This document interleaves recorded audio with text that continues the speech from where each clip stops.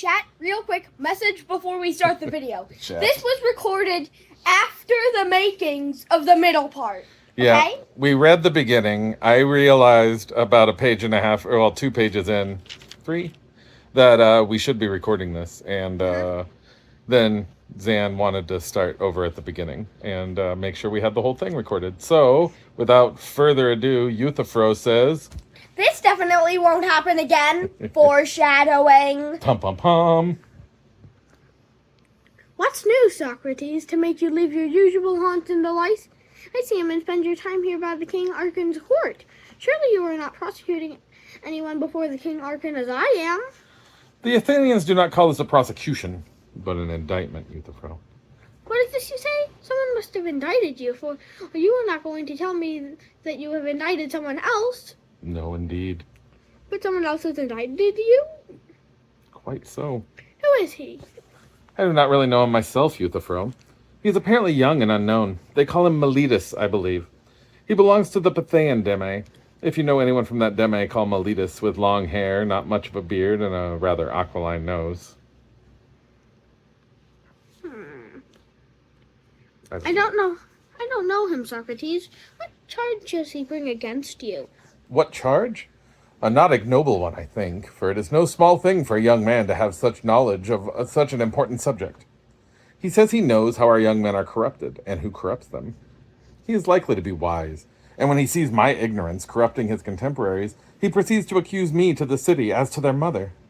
I think he is the only one of our public men to start out the right way, for it is right to care first that the young should be as good as possible, just as a good farmer is likely to take care of the young plants first, and of the others later. So too Miletus first gets rid of us who corrupt the young shoots, as he says, and then afterwards he will obviously take care of the older ones, and become a source of great blessings for the city, as seems likely to happen to one who started out this way. I could wish this were true, Socrates, but I fear the opposite may happen. He seems to me to start out by harming the very heart of the city by attempting to wrong you. Tell me, what does he say you do to corrupt the young? Strange things to hear him tell it. For he says I am a maker of gods, and on the ground that I create new gods while not believing in the old gods, he has indicted me for their sake, as he puts it. I understand, Socrates. This is because you say that the divine son keeps coming to you, so he has written this indictment against you as one who makes innovations in religious matters, and he comes to court to slander you, knowing that such things are easily misrepresented to the crowd. The same is true in my case.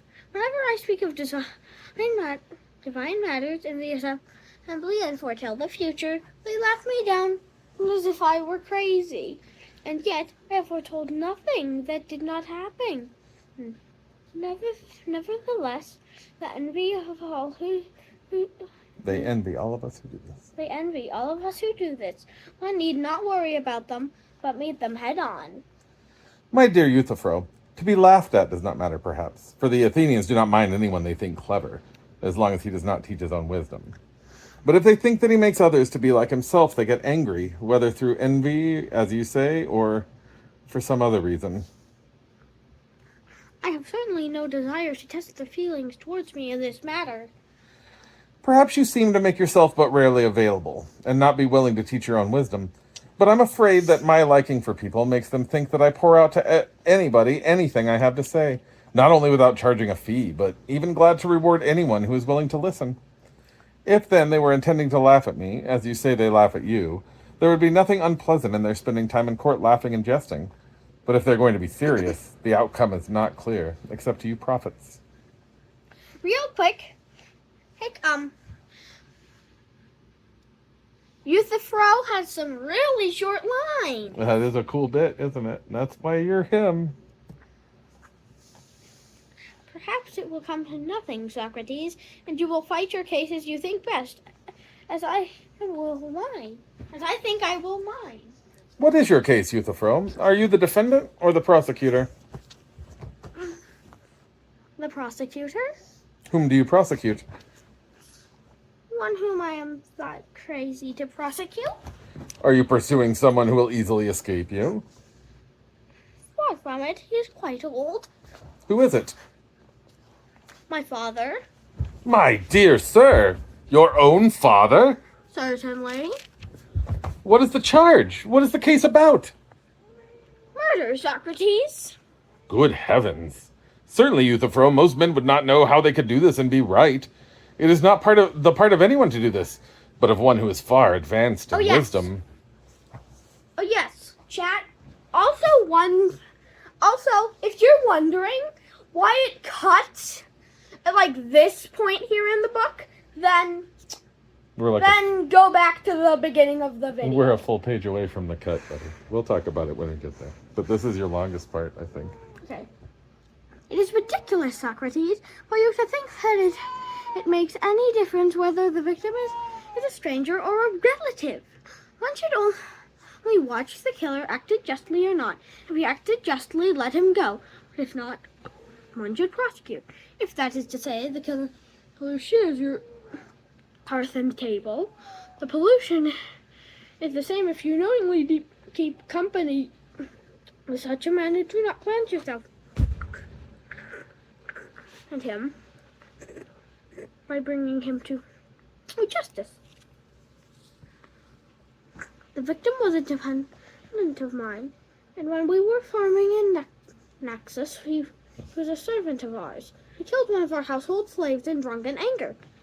So my father bound him hand and foot and threw him in a ditch, then sent a man here to inquire from the priest what should be done. During that time he gave no thought or care to the bound man as being a killer, and it was no matter if he died, which he did. Hunger and cold and his bonds caused his death before the messenger came back from the seer. Both my father and my other relatives are angry that I am prosecuting my father for murder on behalf of a murderer when he hadn't even killed him, they say. And even if he had. And even if he had, the dead man does not deserve a thought, since he was the killer. But they say it's impious for the son to prosecute his father for murder. But the ideas of the divine attitude to piety and impiety are wrong, Socrates. Whereas, by Zeus, Euthyphro, you think that your knowledge of the divine and of piety and impiety is so accurate that when those things happened, as you say, you have no fear of having acted impiously and bringing your father to trial?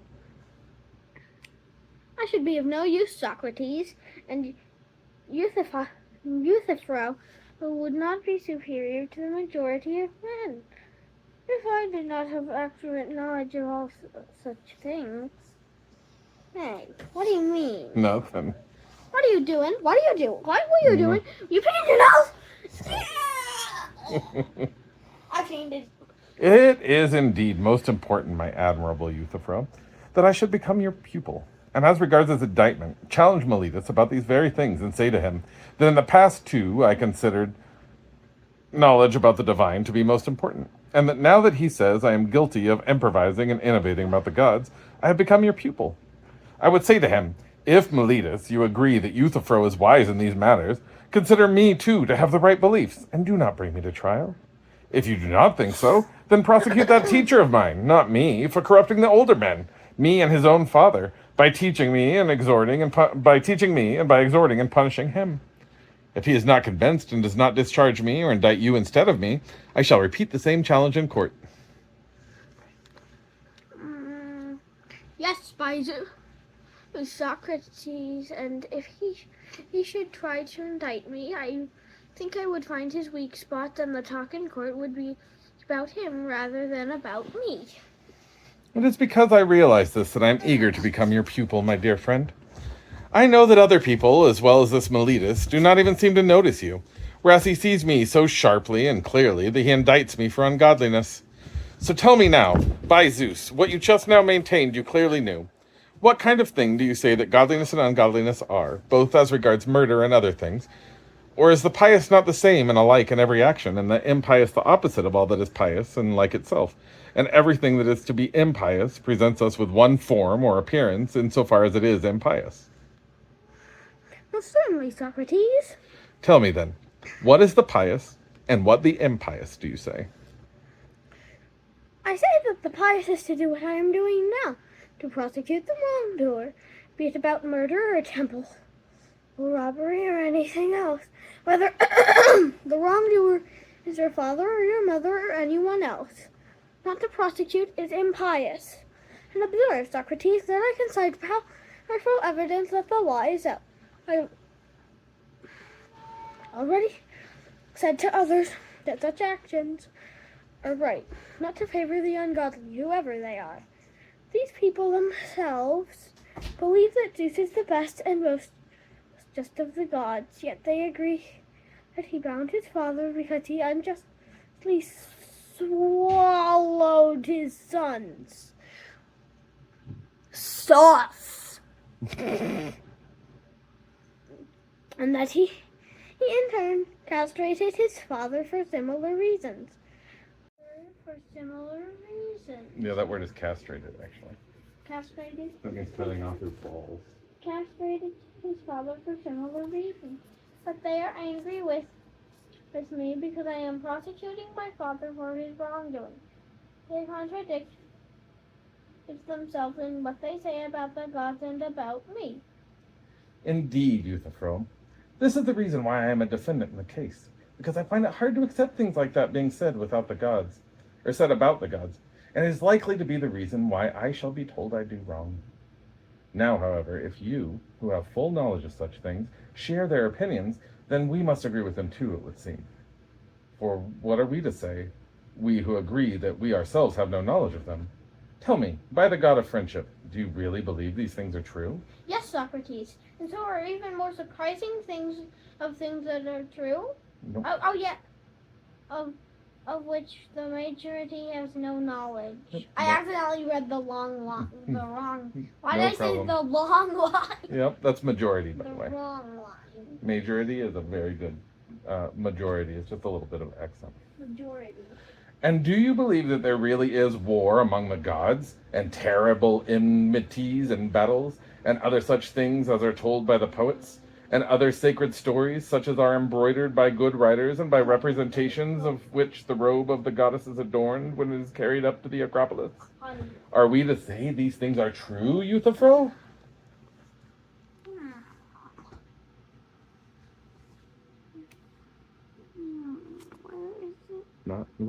Not only these, Socrates, but as I was saying just now, I will, if you wish, relate many other things about the gods which I know will amaze you. I should not be surprised, but you will tell me these at leisure some other time. For now, try to tell me more clearly what I was asking just now, my friend. You did not teach me adequately when I asked you what the pious was, but you told me that what you are doing now, in prosecuting your father for murder, is pious. And I told the truth, Socrates. Perhaps. You agree, however, that there are many other pious actions. There are. Bear in mind, then, that I did not bid you tell me one or two of the many pious actions, but that form itself that makes all pious actions pious. For you agreed that all impious actions are impious, and all pious actions pious through one form. Or don't you remember? I do. Tell me, then, what this form itself is, so that I may look upon it, and, using it as a model, say that any action of yours or another's that is of that kind is pious, and if it is not, that it is not. It's there. If that is how you want it, Socrates, then that is how I will tell you. That is what I want. Well then, what is dear to the gods is pious. What is not is impious. Splendid, Euthyphro. You have now answered in the way I wanted. Whether your answer is true, I do not know yet, but you will obviously show me what you say is true. Certainly. Come then, let us examine what we mean. An action or a man dear to the gods is pious, but an action or a man hated by the gods is impious. They are not the same, but quite opposite, the pious and the impious. Is that not so? It is indeed. And that seems to be a good statement? I think so, Socrates. We have also stated that the gods are in a state of discord, that they are at odds with each other, Euthyphro, and that they are at enmity with each other. Has that too been said? It has. What are the subjects of difference that cause hatred and anger? Let us look at it this way. If you and I were to differ about numbers as to which is the greater, would this difference make us enemies and angry with each other, or would we proceed to count and soon resolve our difference about this? We would certainly do so. Again, if we differed about the larger and the smaller, we would turn to measurement and soon cease to differ. That is so. And about the heavier and the lighter, we would resort to weighing and be reconciled. Of course. What subject of difference would make us angry and hostile to each other if we were unable to come to a decision? Perhaps you do not have an answer ready, but examine as I tell you whether these subjects are the just and the unjust, the beautiful and the ugly, the good and the bad. Are these not the subjects of difference about which, when we are unable to come to a satisfactory decision, you and I and other men become hostile to each other whenever we do? That is the difference, Socrates, about those subjects. What about the gods, Euthyphro? If indeed they have differences, will it not be about these same subjects? It certainly must be so. Wait, Daddy, stop real quick. Yes. What page are we on? 7. Okay, good. It's on the top. I'm not used to it being at the top. Yep, they usually put it at the bottom, but this is a top book.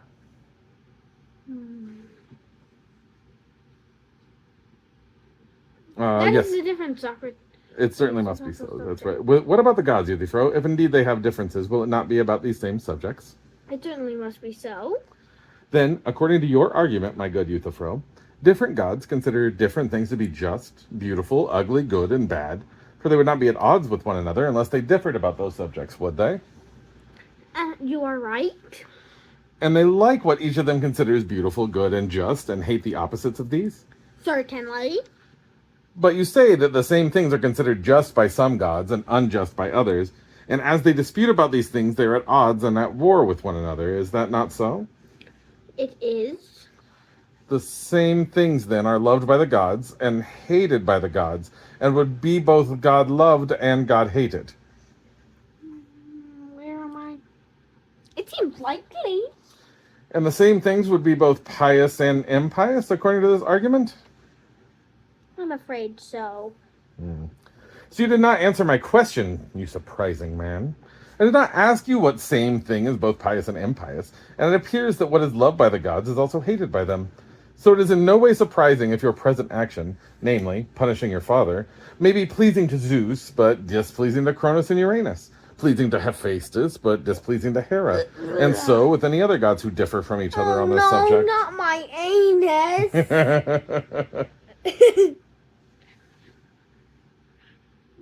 I think, Socrates, that on this subject no gods would differ from one another, that whoever has killed anyone unjustly should pay their penalty.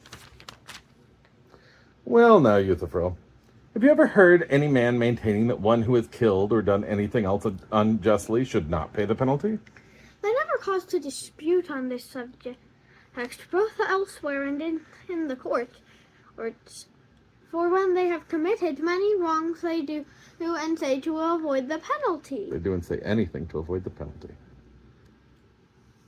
Do they agree they have done wrong, Euthyphro? And in spite of so agreeing, do they nevertheless say they should not be punished? No, they do not agree on that point. So they do not say or do just anything, for they do not venture to say this, or dispute that they must not pay the penalty if they have done wrong. But I think they deny doing wrong. Is that not so? That is true. Then they do not dispute that the wrongdoer must be punished, but they may disagree as to who the wrongdoer is, what he did, and when. You are right. Do not the gods have the same experience, if indeed they're at odds with each other about the just and the unjust, as your argument maintains? Some assert that they wrong one another, while others deny it, but no one among gods or men ventures to say that the wrongdoer must not be punished. Yes, that is true, Socrates, as to the main point. And those who disagree, whether men or gods, dispute about each action, if indeed the gods disagree. Some say it is done justly, others say unjustly. Is that not so? Yes, indeed. Come now, my dear Euthyphro, tell me too, that I may become wiser. What proof you have that all the gods consider that man to have been killed unjustly who became a murderer while in your service, was bound by the master of his victim, and died in his bonds before the one who bound him found out from the seers what was to be done with him, and it is right for a son to denounce and to prosecute his father on behalf of such a man. Come, try to show me a clear sign that all the gods definitely believe this action to be right. If you can give me adequate proof of this, I shall never cease to extol your wisdom. This is perhaps no light task. Hey, don't put the camera on me. This is perhaps... Hey, you put the camera on me. It was on you this whole time. Okay, fine. Stop being a goof. Now, This is perhaps no light this is task. perhaps no light task, Socrates, though I can show you very clearly. I understand that you think me more dull-witted than the jury, as you will obviously show them that these actions were unjust, and that all the gods hate such actions. I will show it to them clearly, Socrates, if only they will listen to me. They will listen if they think you show them well. But this thought came to me while you were speaking, and I am examining it, saying to myself, if Euthyphro shows me conclusively that all the gods consider just such a death unjust, to what greater extent have I learned from him the nature of piety and impiety? This action would then, it seems, be hated by the gods, but the pious and the impious were not thereby now defined, for what is hated by the gods has also been shown to be loved by them. So I will not insist on this point. Let us assume, if you wish, that all the gods consider this unjust, and that they all hate it. However, is this the correction we are making in our discussion? That what all the gods hate is impious, and what they all love is pious? And that what some gods love and others hate is neither, or both? Is that how you now wish us to define piety and impiety? What prevents us from doing so, Socrates? For my part, nothing, Euthyphro. But you look whether on your part this proposal will enable you to teach me most easily what you promised.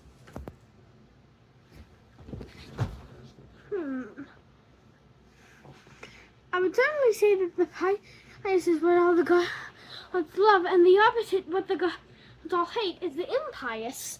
You can have the camera on me now. It's fine. Then let us again examine whether that is a sound statement.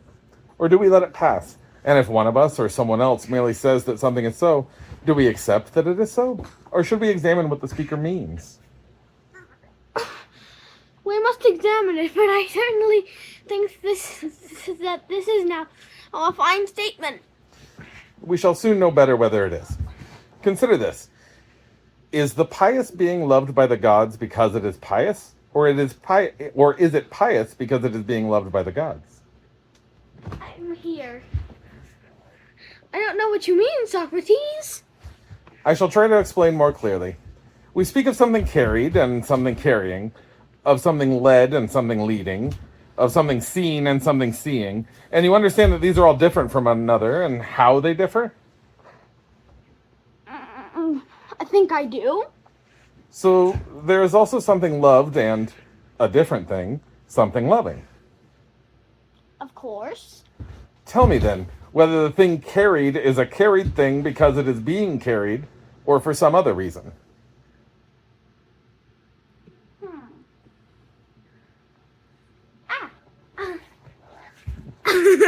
Can you sit and finish with me? Okay. No, that is the reason. And the thing led is so because it is being led, and the thing seen because it is being seen? Certainly. It is not being seen because it is a thing seen, but on the contrary, it is a thing seen because of it being seen. Nor is it because something is led that it is being led, but because it is being led that it is something led. Nor is something being carried because it is something carried, but it is something carried because it is being carried. Is what I want to say clear, Euthyphro? I want to say this, namely, that if anything is being changed or is being affected in any way, it is not being changed because it is something changed, but rather it is something changed because it is being changed. Nor is it being affected because it is something affected, but it is something affected because it is being affected. Do you not agree? I do. Is something loved either something changed or something being affected by something? Certainly. So it is in the same case as the things just mentioned. It is not being loved by those who love it because it is something loved, but it is something loved because it is being loved by them. got a blanket. And necessarily. What then do we say about the pious, Euthyphro? Surely that it is being loved by all the gods, according to what you say? Yes. Is it being loved because it is pious, or for some other reason? For no other reason. It is being loved then because it is pious, but it is not pious because it is being loved. Apparently. And yet, it is something loved and God loved because it is being loved by the gods. Oh. Of course. A lot of short answers here, bud. Keep up. Just stay close, please. Okay. Then the God loved is not the same as the pious, Euthyphro, nor the pious the same as the God loved, as you say it is, but one differs from the other. How so, Socrates? Because we agree that the pious is being loved for this reason, that it is pious, but it is not pious because it is being loved. Is that not so? Yes. And that the God loved, on the other hand, is so because it is being loved by the gods, by the very fact of it being loved, but it is not being loved because it is God loved. True. I'm a bit sick. Just keep in mind. Warning for the video.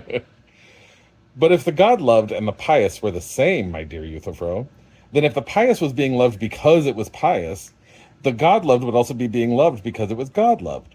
And if the God loved was God loved because it was being loved by the gods, then the pious would also be pious because it was being loved by the gods. But now you see they are in opposite cases, as being altogether different from each other. The one is such as to be loved because it is being loved. The other is being loved because it is such to be loved. I'm afraid, Euthyphro, that when you ask me what piety is, you do not wish to make its nature clear to me, but you told me an affect or quality of it, that the pious has the quality of being loved by all the gods. But you have not yet told me what the pious is. Now, if you will, do not hide things from me, but tell me again from the beginning what piety is. Whether being loved by the gods or having some other quality, we shall not quarrel about that. But be keen to tell me what the pious and the impious are. But Socrates, I have no way of telling you what I have in mind for whatever proposition we put forward goes around and refuses to stay put where we establish it. Where we establish it. Your statements, Euthyphro, seem to belong to my ancestor Daedalus. If I were stating them and putting them forward, you would perhaps be making fun of me, and say that because of my kinship with him, my conclusions in discussion run away and will not stay where one puts them. As these propositions are yours, however, we need some other jest, for they will not stay put for you, as you say yourself. I think the same jest will do for our discussion, Socrates. I am not the one who makes them go round and not remain in the same place. It is you who are the Daedalus. For as far as I am concerned, they would remain as they were. Very close. Daedalus. Daedalus might be more accurate, though, actually. You might be right. I'll have to check that out. It looks as if I were cleverer than Daedalus in using my skill, my friend, insofar as he could only cause to move the things that he made himself, but I can make other people's move as well as my own. And the smartest part of my skill is that I am clever without wanting to be, for I would rather have your statements to me remain unmoved than possess the wealth of Tantalus as well as the cleverness of Daedalus. But enough of this. Since I think you are making unnecessary difficulties, I am as eager as you are to find a way to teach me about piety, and do not give up before you do. See whether you think that all that is pious is, of necessity, just. I think so. And is then all that is just pious? Or is all that is pious just, but not all that is just is pious? Some of it is and some of it is not. 17. There's nothing. Yet you... Nope, I do not. I do not follow what you are saying, Socrates. Yet you are younger than I by as much as you are wiser. As I say, you are making difficulties because of your wealth of wisdom. Just gotta say something to the chat real quick. Guys, we are almost 20 minutes through the video. This has been a very long time. I'm sure anyone watching this must think so. Now, let's get back. Yet you are younger than I by as much as you are wiser. As I say, you are making difficulties because of your wealth of wisdom. Pull yourself together, my dear sir. What I am saying is not difficult to grasp. I am saying the opposite of what the poet said who wrote, "You do not wish to name Zeus who had done it, and who made all things grow, for where there is fear, there is also shame." Oh, they're right now. I disagree with the poet. Shall I tell you why? Please do. I do not think that where there is fear, there is also shame. For I think that many people who fear disease and poverty and many other things feel fear, but are not ashamed of the things they fear. Do you not think so? I do indeed. But where there is shame, there is also fear. For is there anyone who, in feeling shame and embarrassment at anything, does not also at the same time fear and dread a reputation for wickedness? He is certainly afraid. Is it then not right to say, where there is fear, there is also shame, but that where there is shame, there is also fear, for fear covers a larger area than shame? Shame is a part of fear, just as odd is a part of number, with the result that it is not true where there is number, there is also oddness, but where there is oddness, there is also number. Do you follow me now? Surely. This is the kind of thing I was asking before. Where there is piety, there is also justice. But where there is justice, is there not also piety? For the pious is a part of justice. Shall we say that, or do you think otherwise? No, but like that, what you say appears to be right. See what comes next. If the pious is a part of the just, we must, it seems, find out what part of the just it is. Now, if you asked me something of what we mentioned just now, such as what part of number is the even, and what number that is, I would say it is the number that is divisible into two equal, not unequal parts. Or do you not think so? I do. Try in this way to tell me what part of the just the pious is, in order to tell Miletus not to wrong us anymore, and not to indict me for ungodliness, since I have learned from you sufficiently what is godly and pious and what is not. I think, Socrates, the godly and pious is the part of the just that is concerned with the care of the gods, while that is concerned with the care of man is the remaining part of justice. Maybe do a little less working out so you're not so breathless. It's up to you, man. It's fine. Go ahead and play around. Yeah. All right, where are we? I'm just trying to get a bit of silliness to the viewers, you know. Very nice. I wanted to keep it a secret. The actually. godly and pious is part of the just, is concerned with the care of the gods. The concern of the care of men is the remaining part. You seem to me to put that very well, but I still need a bit of information. I do not know yet what you mean by care, for you do not mean the care of the gods in the same sense as the care of other things. As, for example, we say, don't we, that not everyone knows how to care for horses, but the horse breeder does. Yes, I do mean it that way. So, horse breeding is the care of horses.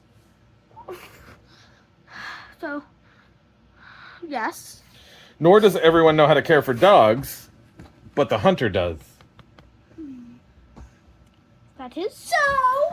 These are all real short, but... Okay. So, hunting is the care of dogs. What? So, hunting is the care of dogs. Yes. And cattle raising is the care of cattle. Quite so. While piety and godliness is the care of the gods. Euthyphro, is that what you mean? It is. Now, care in each case has the same effect. It aims at the good and the benefit of the object cared for. So, as you can see that horses cared for by horse breeders are benefited and become better. Or do you not think so? I do. So dogs are benefited by dog breeding, cattle by cattle raising, and so with all the others. Or do you think that care aims to harm the subject of its care? By Zeus. Yeah. By Zeus, no. It aims to benefit the object of its care. Of course. Is piety then, which is the care of the gods, also to benefit the gods and make them better?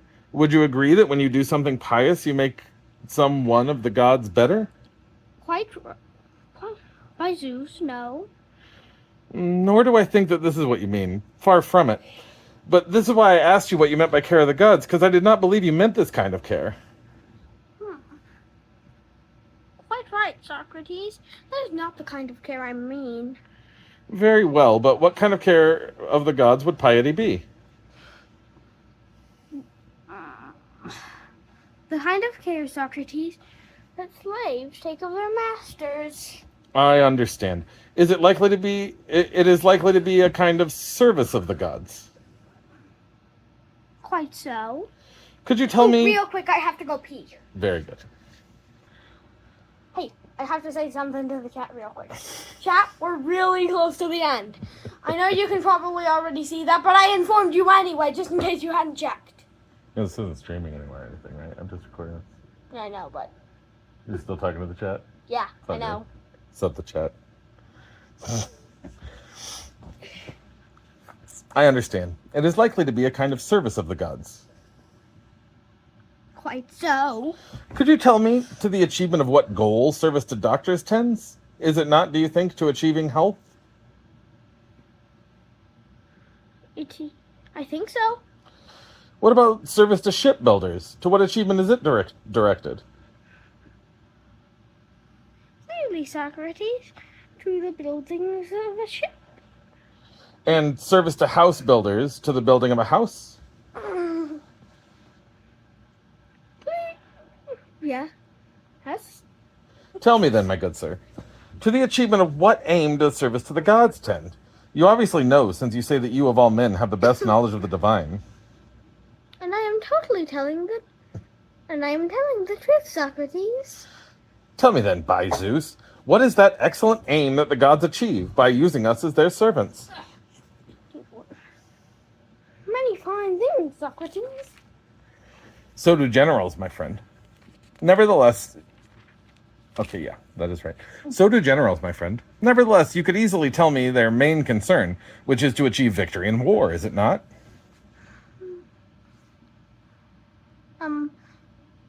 Of course. The farmers, too, I think, achieve many fine things, but the main point of their efforts is to produce food from the earth. Quite so. Well then, how would you sum up the many fine things that the gods achieve? It's a long one for you. Okay.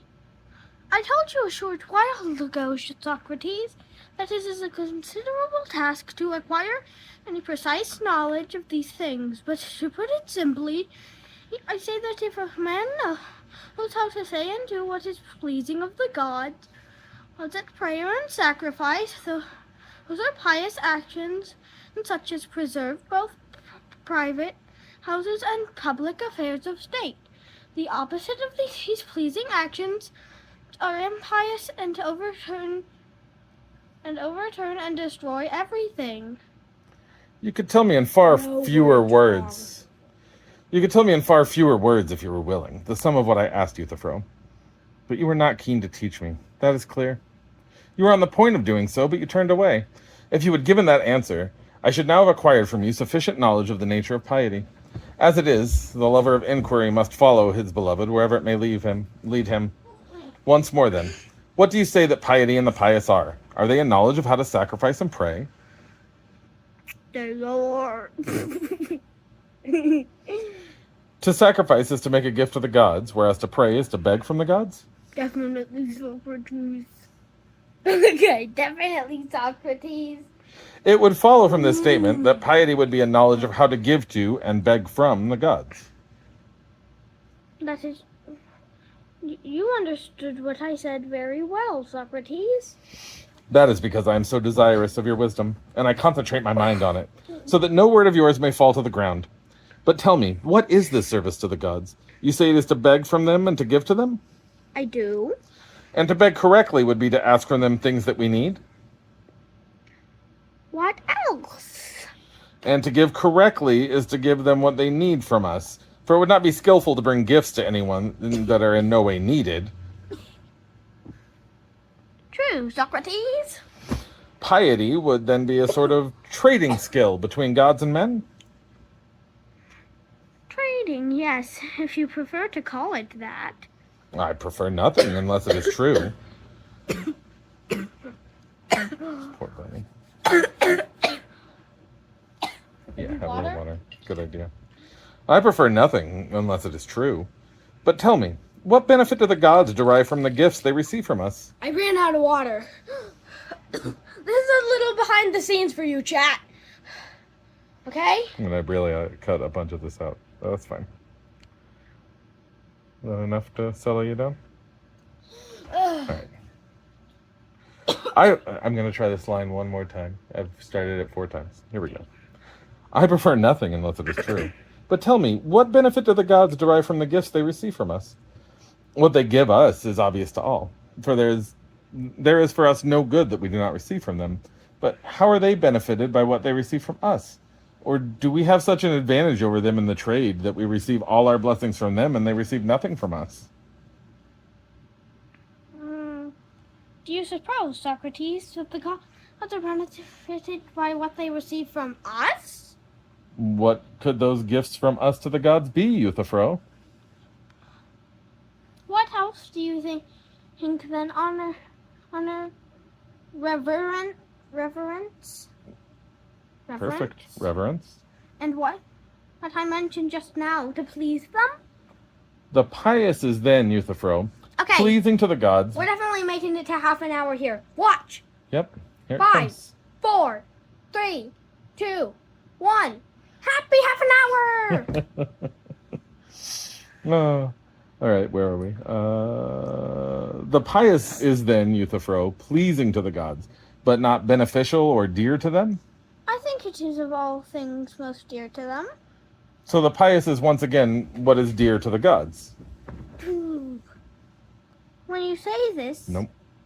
Most certainly. Most certainly. When you say this, will you be surprised if your arguments seem to move about instead of staying put? And will you accuse me of being Daedalus who makes them move, though you are yourself much more skillful than Daedalus and make them go around in a circle? Or do you not realize that our argument has moved around and come again to the same place? You surely remember that earlier the pious and the god-loved were shown not to be the same, but different traits from each other. Or do you not remember? I do. Do you not then realize now that you are saying that what is dear to the gods is the pious? Is this not the same as the god-loved, or is it not? It certainly is. Either we were wrong when we agreed before, or if we were right then, we are wrong now. That seems to be so. So, we must investigate again from the beginning what piety is, as I shall not willingly give up before I learn this. Do not think me unworthy, but concentrate your attention and tell the truth. For you know it, if any man does, and I must not let you go, like Proteus, before you tell me. If you had no clear knowledge of piety and impiety, you would have never ventured to prosecute your old father for murder on behalf of a servant. For fear of the gods, you would have been afraid to take the risk, lest you should not be acting rightly, and would have been ashamed before men. But now I know well that you believe you have clear knowledge of piety and impiety. So tell me, my good Euthyphro, and do not hide what you think it is. Some other time, Socrates, for I am in a hurry now, and it is time for me to go. What a thing to do, my friend. Exactly like it will be soon for us. Wait, Technical real quick. difficulties. Behind the scenes to the chat. I know how you're wondering how I just changed expression that quickly. It's because I accidentally stopped the video in part 1. Yep. So this is basically a part 2, and then we're going to stitch it together. We are. And this is it's only the very last paragraph. Yep, I don't have anything Socrates to read. speaking to Euthyphro. What a thing to do, my friend. By going, you have cast me down from a great hope I had, that I would learn from you the nature of the pious and the impious, and so escape Meletus's indictment by showing him that I had acquired wisdom in divine matters from Euthyphro, and my ignorance would no longer cause me to be careless and inventive about such things, and that I would be better for the rest of my life.